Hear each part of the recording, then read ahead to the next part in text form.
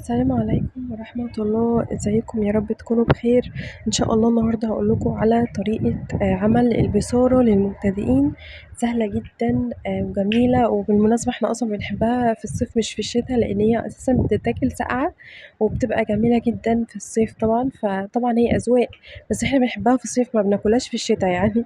طيب تعالوا بقى نشوف هنعمل ايه. ده ربع كيلو من الفول المدشوش، ممكن طبعا تزودي الكمية حسب ما انتي حابة، بس احنا بنحب ناكلها في يوم واحد بس، فبيبقى ربع كيلو بيكفينا احنا 4 أفراد وبيبقى زي الفل.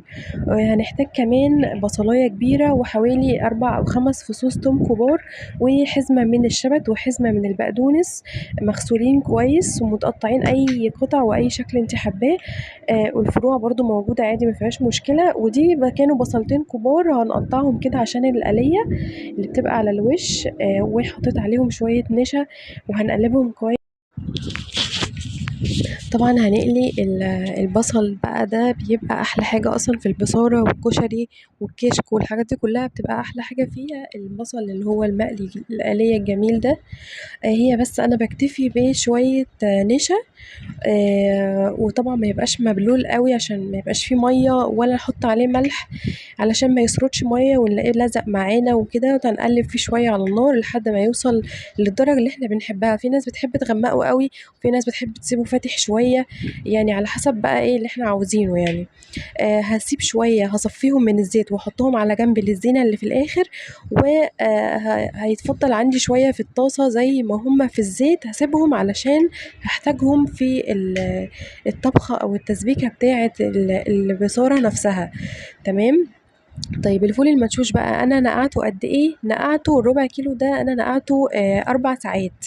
يفضل إن هي تبقى بقى يعني قبلها بليلة، وده بيبقى أفضل. بس أنا يعني أقله 3 ساعات في النقع دي برضه، يعني بتبقى برضه مدة كويسة، ما بتبقاش مدة قليلة. تمام. طيب أهم حاجة بقى بعد مرور ال4 ساعات لازم أغسله كويس جدا. هينزل مية بيضة، لازم أقعد أغسل فيه وأصفيه لحد ما المية البيضة دي تختفي تماما علشان ما تسببلناش أي انتفاخات في الأكل بعد كده. طيب أنا صفيته كويس وجبت الحلة اللي هاطبخ فيها البصارة، حطيت فيها كل كمية الفول بتاعتي، وحطيت البصلاية متقطعة بأي شكل، وحطيت ال5 فصوص توم، وكمان نزلت بالخضرة زي ما انتوا شايفين. قطعتها كده نصين، كنت حطاها في كربوناتو وخل علشان تنزل اي شوائب فيها او اي طينه فيها، لازم تنزل في الحاجه دي. في الكربوناتو والخل بينضفوها كويس جدا. بقطعها كده باي شكل وبحط كله على بعضه في الحله، وبزود لها ميه وبسيبها على النار، على نار متوسطه، مش نار هاديه قوي ولا نار عاليه قوي. بسيبها شويه، يعني قعدت معايا حوالي نص ساعه، كانت خلاص استوت. ببدأ بقى أشوف التوابل اللي أنا هاحطها لها، ده ملح وفلفل أسود وكمون ورشة سكر. ودي أهم الحاجات اللي بتتحط للبصارة، وبتبقى يعني بتديها تيست جميل جدا. كده خلاص. أول ما استوت أنا ضفت التوابل بتاعتي وقلبت كويس. ودلوقتي بقى لو انتي عندك هاند بلندر هتقدري تضربيها حالا دلوقتي وهي سخنة، ما فيهاش أي مشكلة. أو لو عندك خلاط حراري زي البايركس يعني أو كده. لكن طبعا لو مش موجود أو مش متاح، هتستنيها بس إن هي تبرد الأول، وبعد كده تضربيها في الخلاط العادي بتاعك عادي جدا، مفيش أي مشكلة.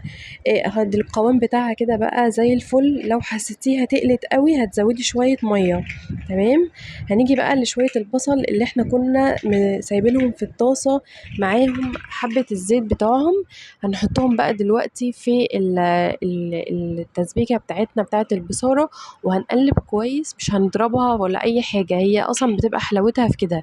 هنحطه سليم كده ونقلبه كويس، وخلاص كده خلصت. طبعا في المرحلة دي تقدري ان انتي تدوقي البصارة لو كانت محتاجة ملح أو أي شيء، ممكن إن انت تضيفيه يعني في الوقت ده قبل ما تصبيها. وطبعا لازم تتصب بسرعة وهي سخنة لأنها بتختم بسرعة جدا. فهنا أنا كانت فعلا برضو أنا دقتها ولقيتها محتاجة شوية ملح، بس زودتهم وقلبتها كويس جدا وخلاص. أنا كده خلصت. يا دوبك بيبقى الطبقين دول بيبقوا معانا في البصارة بيقضوا كويس جدا، وممكن كمان يبقى منهم شوية. عشان كده أنا بعمل ربع كيلو بصراحة. لو عملت أكتر من ربع كيلو ممكن يقعد يومين وأكتر وبنزهق منها، فيعني هي الربع كيلو بيبقى زي الفل. وصفة سهلة أوي. هاتي بقى عيش محمص وشوية بصل أخضر وإيه عيشي حياتِك، والله تحفة، بنحبها جدًا، جدًا وسهلة وبسيطة. يا رب إن شاء الله يبقى الفيديو عجبكم وفدتكم بأي معلومة. السلام عليكم ورحمة الله وبركاته.